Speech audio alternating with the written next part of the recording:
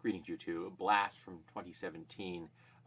This is about the Christian legal army behind the Masterpiece Cake Shop controversy. The nation investigates the alliance defending freedom.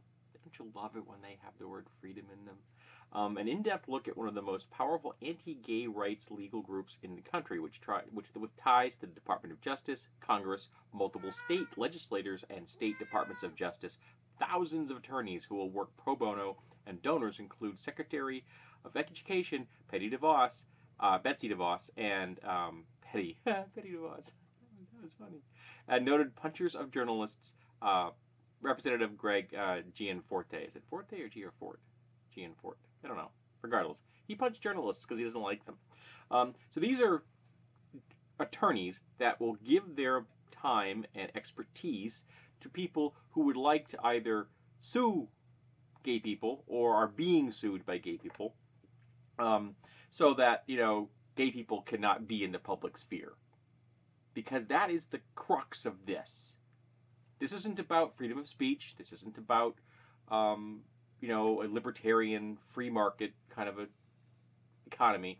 This is about keeping gay people and trans people out of the public sphere, about shoving them in mass back in the closet so that that these screaming theistic bigots will never have to see them again. This is about discrimination, punishment, and prejudice. This is about hate.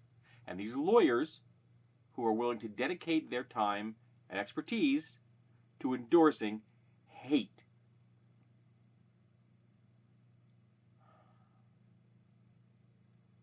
Part of me would love to think that that would be a violation of some code of ethics on a legal basis.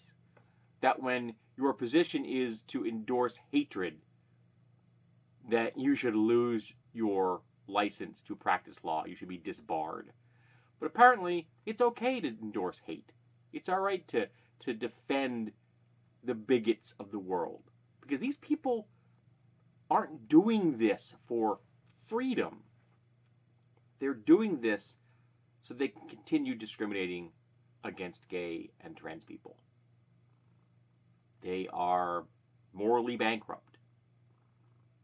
Flat out. And we need to call them on this. We need to marginalize them and sweep them into the dustbin of history. Because in a secular, supposedly progressive culture, we have to include everyone. And that means if you want to have a business, you have to serve the public. All of the public. Now, the argument many times made about this whole cake issue is that, well, it's an artistic expression. And you are correct. Now, you're talking to someone whose mother used to make cakes as a side job. And I watched my mother make some of the most wonderful things you could imagine out of confectionery sugars and flours and things. They were just incredible what my mother could produce. And they were all works of art. But guess what? As soon as you sell something, it becomes a business. And if my mother had said, no, I'm not going to sell to plaid people, she should rightly have been sued. She wouldn't, of course. This would have been in the 70s. But once you go into the whole market economy aspect of this, it stops being just an artistic expression. If you're making these wonderful, beautiful works of art of cake and putting them in a museum or giving them away, okay, cool. You can be as discriminatory as you want. But as soon as you start selling them, you have to fall under the accommodation laws aspect of our society. You have to start making sure that you serve everyone equally under the law. And if you don't, you will get sued. And rightfully so. Sued into bankruptcy with any luck. Because we don't need you as a culture. So, remember that. You want to express your artistic endeavors and never sell them, do what you want. I've got your back.